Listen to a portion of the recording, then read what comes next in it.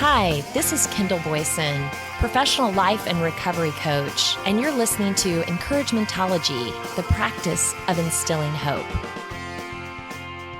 Hi there. Thanks for joining me. On this show, we are recognizing our authority to make thoughtful and qualified decisions on our behalf as we give ourselves permission to move forward. Wherever you are, stuck or detained, you have the right to take the necessary actions to heal, inform, forgive, and let go. Only from this type of feeling will you find the motivation to take the next step. So many of us find ourselves at one point or another trapped by regret, grief, anger, self-doubt, and more. We get so focused on trying to figure out the why of what happened that we can't move past this rumination stage. Here, we're stunted without the ability to see the bigger or better vision that lies just beyond the haze. Right now, let's make the commitment to avoid saying things like, I can't. I've already tried that. No one understands what I'm going through. Or this is hopeless. Those types of sentiments don't belong in our internal narrative or coming out of our mouths to anyone. Remember, what you practice, you perfect. With that in mind, where do you want to put your time, effort, and energy? Finding a new path forward or finding a way to transcend time and rewrite the past? I don't know about you, but one seems pretty obvious. Okay then, how do we move forward? What do you need to uncover, untangle, or unlearn to allow yourself a free passage? If life is a lesson, then that would be the natural place to start. What can you learn? Up close and personal, it may be hard to see the point, but let's crawl up to our higher vantage point with the wide-angle lens to get the bigger picture. Joshua Becker begs, don't forget the past, learn from it, found at becomingminimalist.com. Edmund Burke said, those who don't know history are doomed to repeat it. There's a popular adage in our society that goes something like this: forget the past, don't worry about the future, live in the present. There is truth to this statement. Far too many of us live defined by the choices we made in our past. This shouldn't be the case. After all, each new day presents opportunity to become a new person on a new road destined for a new future. But those who choose to simply forget the past miss out on its fullest potential. There are valuable lessons to be learned from it, and those who choose to ask the right questions about their past are most prepared to live life to the fullest in the present. Consider the lessons we can learn from our past. By simply asking the right questions, we can discover strengths that define us, the talents and abilities we use to navigate and provide value to this world, define the lives we live, and the change we can offer. And by recalling our strengths in the past, we can better recognize our opportunities in the present. By simply asking the right questions, we can discover weaknesses that frustrate us. We all have weaknesses in personality and competence. When left unaddressed, these weaknesses limit our potential for impact and significance. Discover them, recognize them, and learn to overcome them by seeking the help of others. When we ask questions, we can find the causes that energize us. Our lives find the greatest joy when we help others discover theirs. Which social causes have energized you in the past? What role were you able to fulfill in helping others? And how can similar pursuits bring new energy into your life today? When we ask questions, we can find relationships that inspire us. Over the course of our lives, there are no doubt a number of people who have inspired us to become better versions of ourselves. What traits do they have in common? And can you surround yourself with more people like them today? When we ask ourselves questions, we can uncover environments that derail us. The company we keep and the cultures we function in either bring us inspiration or derail our progress. Are there relationships in your past that continually brought you down and resulted in destructive decisions? If so, learn from your past to avoid them. When we ask questions, we find habits that invigorate us. Over the course of our lives, we employ a variety of disciplines to make the most of it. We discover a new diet, a new fitness practice, or a new morning routine. We experiment with them. Some work, some don't. Eventually, these new disciplines either become habits or they fade from our memory. Look back. Recognize the habits that brought you energy, health, and invigoration into your life, and embrace them again. When we ask questions, we find affections that bring us to joy. Various matters of our mind and affections of our heart bring different amounts of joy, meaning, and fulfillment into our lives. What affections during life brought you the most joy? And have you gotten away from them? If so, return. And in so doing, recognize what distracted you from them in the first place.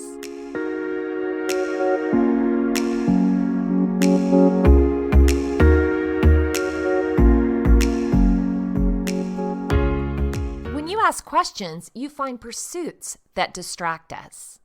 Ultimately, the decisions we make with the resources we've been given determine the life we end up living. Most of the resources we have at our personal disposal are finite and limited: money, time, energy. By definition, the allocation of them towards one pursuit limits the amount of resources we have available towards others. It's wise to recognize the subtle pursuits that routinely distract you from the truest desires of your heart. When we ask questions, we find addictions that control us.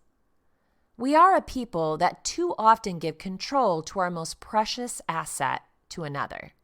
We fall under the influence of substances, possessions, or entertainment. And when we do, our life is no longer our own.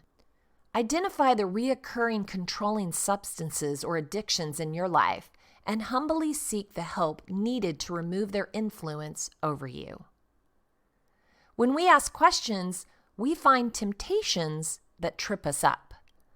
Similar to addictions, we each have unique weaknesses to temptation. These temptations may vary in nature, but each detract from the fullest life possible. But they don't need to define us. We can begin anew. However, only those who can identify and admit their mistakes in the past have opportunity to learn from them in the future. When we ask questions, we find learning styles that suit us. We all learn differently. Some are visual learners, some are verbal. Some learn best in group settings, while others learn best alone. Your learning style is as unique as your fingerprint. The important thing is to recognize and understand what style suits you best. This life ought to be filled with constant learning, and the sooner we recognize how we learn best, the sooner we'll begin to grow into it. When you ask questions, you find motivations that compel you. Deep in our heart, our motivations run supreme. It determines the decisions we make, the use of our time, and the words we choose to use. Understanding our deepest motivations is a difficult task. It requires stillness, patience, and constant self-evaluation. But the more we discover why we do the things we do, the easier it is for us to make the most of the present we're living in today. If we start asking the right questions, there are countless life-giving lessons we can learn from our past. Never feel that you've been defined by it. but it would be equally foolish to forget it completely when it offers so much potential for the present. I'm sure you've heard the phrase, "in the grand scheme of things." See, my vantage point visualization isn't a revelation, but a practice that has always been around. When people talk about the scheme of things or the grand scheme of things, they're referring to the way that everything in the world seems to be organized. If we look through a larger lens, we realize that we're infinitely small within the grand scheme of things. To me, it says, before you buy into the stickiness of where you are, back out and look at the bigger picture. From this point, can you see your way through? Nothing is impossible.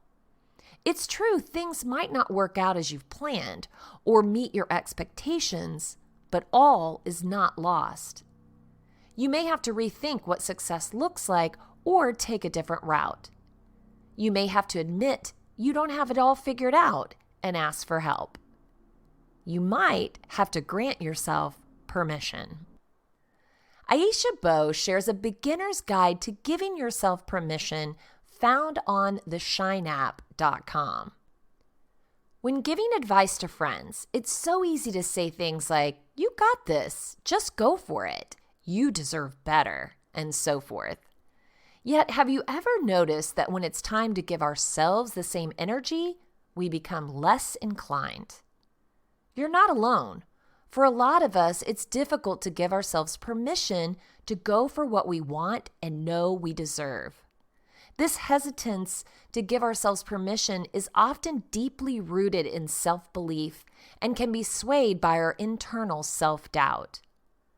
But what if we did give ourselves permission and opened up ourselves to the potential of our greatness? Here's a hint. We'd create more space for things to happen. When you give yourselves permission, you are able to enjoy the fruits of your labor. This comes from Nedra Tawwab. She's a licensed therapist. She tells Shine, permission says that you are open to the possibility of positive things happening. Without permission, there is no growth. We tend to allow outside factors, such as a lack of experience or resources, to hold us back from making life-changing decisions. But all we're really waiting for is that green light, that permission to get started or take action. And though we may look for it from others, the best source is ourselves and doing what our gut tells us is necessary. Tawwab says imposter syndrome is one of the reasons some of us find it difficult to give ourselves permission. She describes it as the inability to accept your greatness, which can in turn limit your ability to truly enjoy life. Sometimes permission isn't all about the large-scale changes and can be as simple as allowing yourself to feel. When we give ourselves the space to acknowledge that we aren't happy or satisfied in our current situation, it opens up the possibility for change. Simply saying to yourself, "I'm unhappy right now," instead of fighting it, can take some of the pressure off and give you room to develop a plan of action to change it. So how can you practice giving yourself permission on a regular basis? Tawwab says to focus on these 3 things. Grant yourself the compassion and understanding you extend to others so easily. Similar to the example made earlier, we're more willing to give our friends and loved ones encouragement and permission to take the next step. It's important to also give yourself the same consideration. You may not always succeed, but by putting yourself out there, you'll get closer to your goals. Praise your small wins and notice your baby steps towards change. There's power in the journey. We tend to get so wrapped up in the destination that we don't focus on the strides we're making along the way. By giving yourself permission to celebrate your wins, you're reinforcing that you are enough. Remove your ideas about how things are supposed to show up for you. We often get caught up in what the potential outcome of situations will be, which can lead us to not getting started or being disappointed if it doesn't go exactly as planned. This kind of fortune telling, Twab says, will hold you back from getting the very best things that are good for you. It's important to hold off any predictions and instead lead with self-belief. When you let go of what you think will happen, you give yourself permission to see what happens, and that openness and self-trust can unlock so many doors. Then, all you have to do is give yourself permission to walk through them.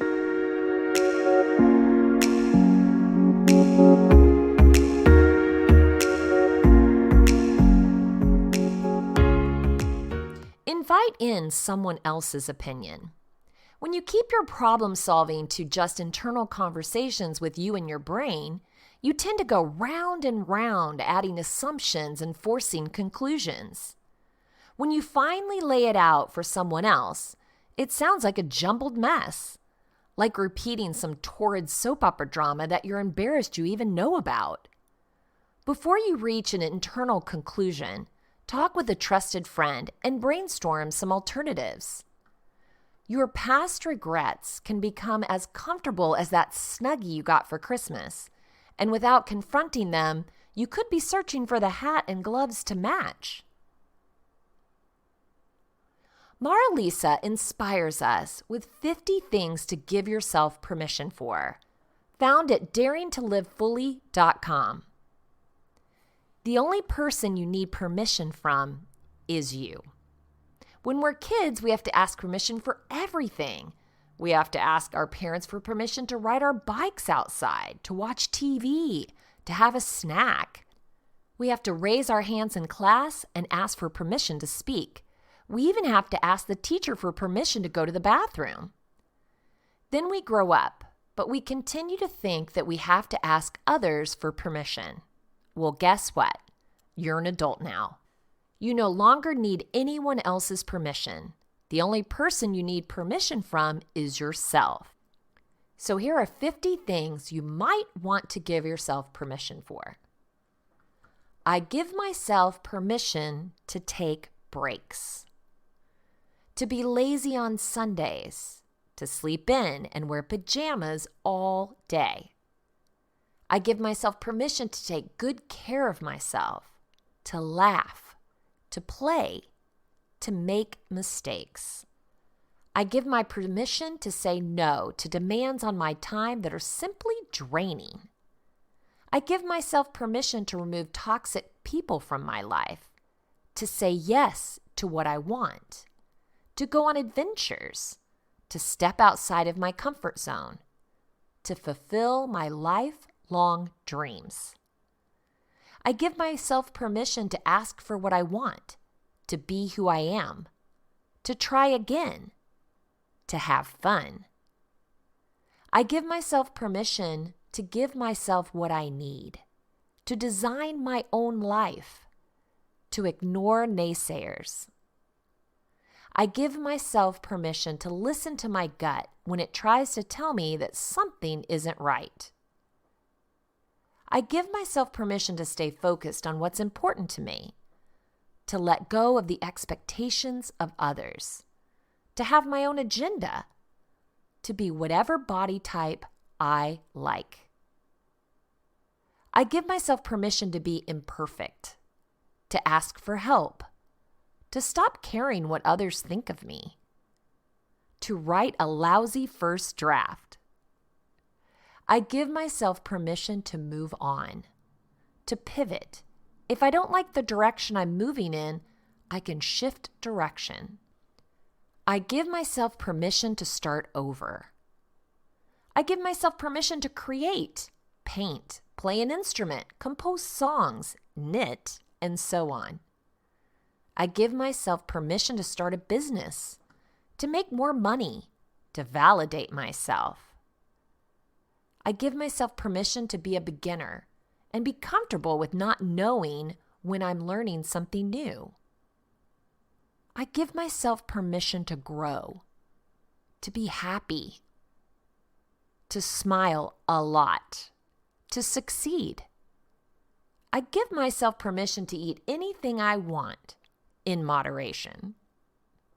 I give myself permission to start now, even if I don't have all my ducks in a row, to act boldly, to forgive myself for the times I haven't acted in the best way I could have, for the times I've let opportunities slip by, and for the times I haven't stood up for myself. I give myself permission to release the past. I give myself permission to be okay with where I am now, to be a hero on a journey, to shine and stand out, to step into greatness, and to conquer the world. The next time you feel like you have to ask someone else's permission for something that you need, look in the mirror and ask yourself. Then tell yourself, permission granted. Give yourself permission to live your best life. I don't know about you, but I feel fired up. Not only ready to let go and move on, but to take on whatever life is going to throw my way. Don't you love that feeling? Before you turn on the news or scroll your social feeds looking for drama, give yourself permission to re-energize with positivity. You can invite the feeling into your life at any moment. Write a few out and keep them on your desk, at work or by your bed, in your car, purse, or wallet. Part of letting go is to release yourself from regret, what could have happened and what might have been. Cooper Vardy shares his insight on regret. How can we move past it? Found on the TEDx YouTube channel. Let's take a listen.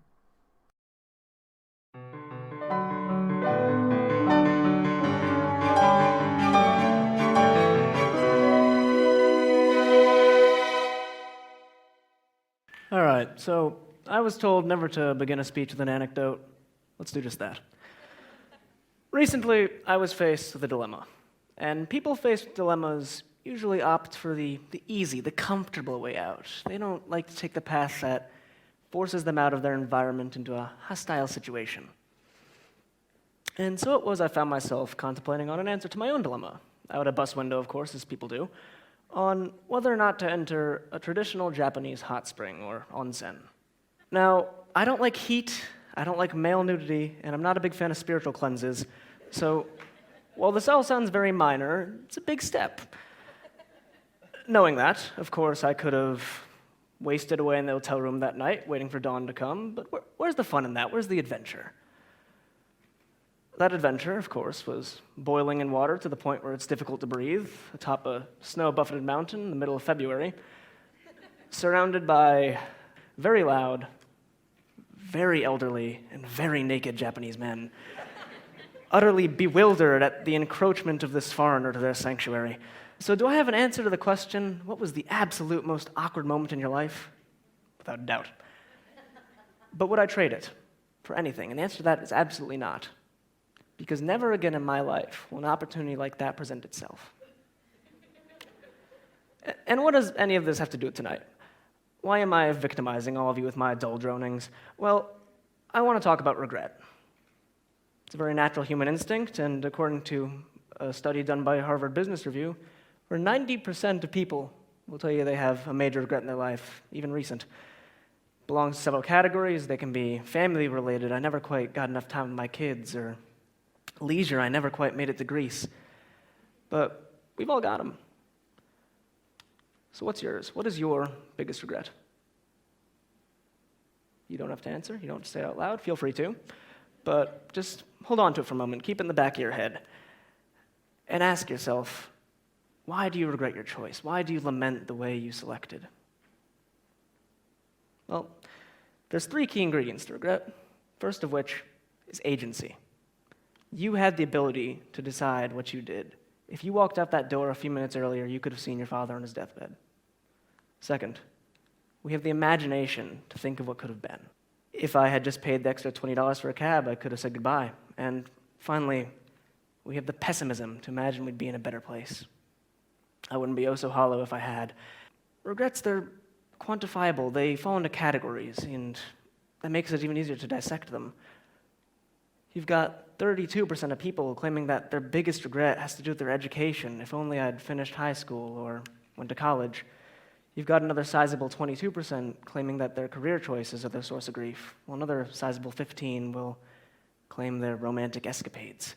Rounding off another 25% or so are leisure time, medical situations, and, of course, parenting. Why does any of this matter? Why is it a big deal that we can quantify, that we can put into numbers this emotion, that we can break it down? The simple answer is, it means we can beat regret. We can move towards taming that dragon, that beast that holds us back from living. First step, of course, is responsibility. You have to decide what you do. You have to take control over your actions. If you choose to waste away in a room on a computer or a phone, that is no one's fault but your own. Do not mourn lethargy.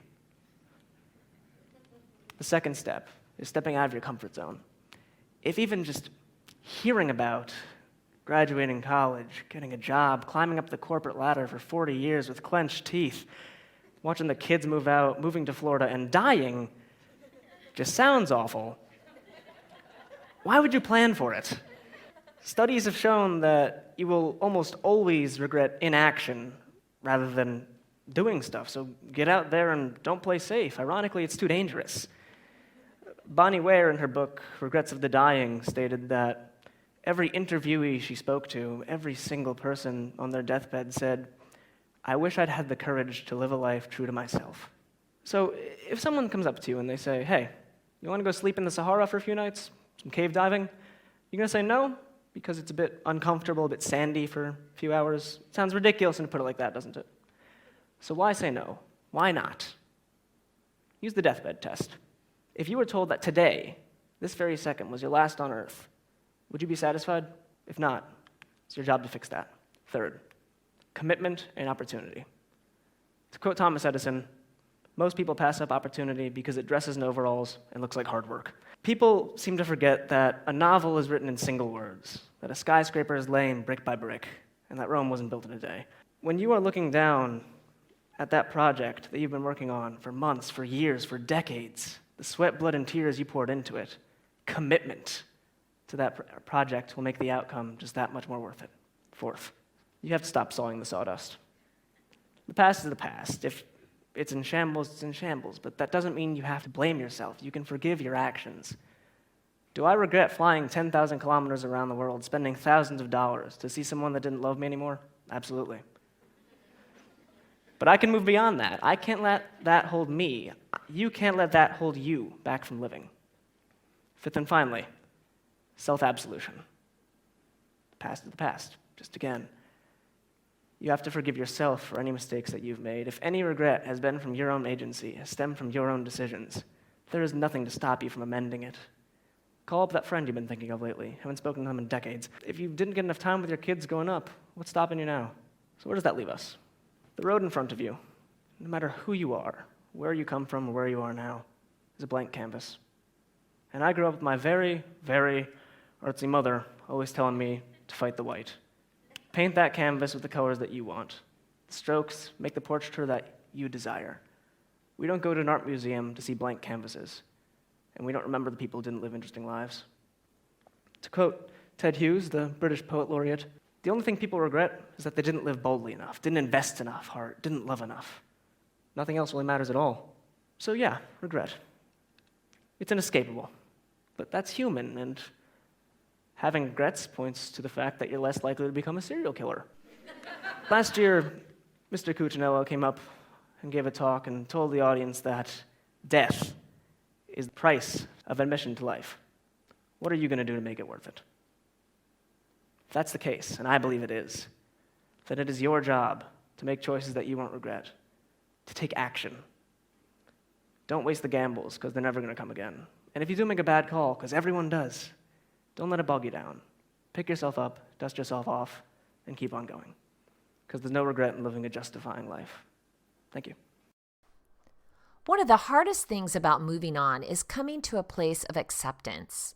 For some, this may mean forgiving yourself or someone else. Remember the Snuggie? As painful as it can be sometimes, forgiving doesn't mean forgetting. We started this by trying to find the lesson.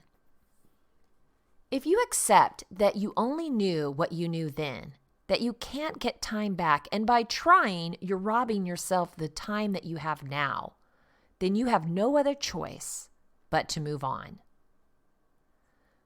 Dr. Patricia Hartnett leaves us with 7 ways to get yourself unstuck, found at psychologytoday.com. It's easy to get in a rut. Maybe you have goals, but for some reason, you're not reaching for them. Maybe self-judgment is causing you to lower your expectations, or low self-worth is preventing you from making positive changes. You can also get stuck in worry, afraid to make a decision or change something in your life. Or maybe you're disappointed with how a particular situation turned out, and it just feels too hard to move on. When we get stuck, we often wait for external change to happen. But change doesn't happen to us. It comes from within us. Change is scary and painful, but it's also necessary for getting unstuck. And when that happens, many opportunities open up. Number 1, let go of the past. Of course, after you've learned the lesson, right? Listen to the stories in your head. Are you thinking about events that happened in the past? Are you unable to forgive yourself for the mistakes you made? Are you blaming yourself or others for things that did not turn out the way that you hoped? Ask yourself why you're stuck on these memories and what you can do to live without them, accept them, and move forward. You can't undo the past, but you can choose to find peace. Forgiving yourselves or others is a way to let go and move on. Number 2, change your perspective. Once you release the grip of the past, you'll see your reality in new ways and feel freer to change your attitude. To gain a new perspective, meditate or spend time alone and listen to your inner voice. If you can travel or take a break from your daily routine to clear your mind, get distance from your current situation. Open yourself up to new people and new ideas and introduce regular physical activity into your routine. All of these changes will help you gain a new perspective on the future and what is possible. Number 3, start with small changes. Change stimulates different parts of the brain that improve creativity and clarity of the mind. You can start small by changing your daily routines, moving things in your house, or making new friends. Every choice matters. You might be tempted to skip the little things because they don't seem important in the moment. But after a while, an accumulation of small things will help you accomplish your goals, and you will start feeling unstuck. Number 4, explore your purpose. Your life purpose is not just your job, your responsibilities, or your goals. It's what makes you feel alive. These are the things you're passionate about and will fight for. Here's some examples: helping people overcome the sadness of being ill, helping others reach their full potential, growing as a human being, protecting animals who suffer. You may need to change your life purpose if it no longer inspires you, or if you feel like you haven't had a purpose. This is a great time to define it. Ask yourself the following questions as you consider your life purpose. What makes me happy? What were my favorite things to do in the past? What are my favorite things to do now? When do I enjoy myself so much or become so committed to something that I lose track of time? Who inspires me the most and why? What makes me feel good about myself? What am I good at? Number 5, believe in yourself. Trust that you can reach your expectations and get out of your comfort zone. Make a list of your strengths and positive traits. And remember that you are very capable. Many people sabotage their own progress, consciously or unconsciously. as a result of deep-seated fears and limited beliefs. The first step to believing in yourself is to recognize your self-doubt. Pay attention to the ways you react to situations. Then you can work to reframe your self-doubt. Limitations like, I can't, or I don't know, can be replaced with, I can't do that yet, but I'm working on it. Or I don't know now, but I will. Another way to instill confidence in your abilities is to write down your past successes and keep the notes on hand when you need proof that you can do things that are challenging or new. Number 6, practice being hopeful. Maybe you have had a lot of disappointment that led to this moment in your life when you feel helpless. Maybe you're experiencing a naturally protective feeling of pessimism. This is something you will have to work to change. Find a practice like meditation, prayer, or reading inspirational books and do it regularly. Hope is not a permanent state. You need to work at it every day. And number 7, consider talking to a professional. If you find that you're unable to change unhealthy thought patterns, consider consulting a mental health provider to help you figure out why you're stuck and to find ways to get unstuck. Feeling stuck can be a part of a mental health disorder that can be effectively treated. Sometimes asking for help can be the most hopeful and powerful step you can take.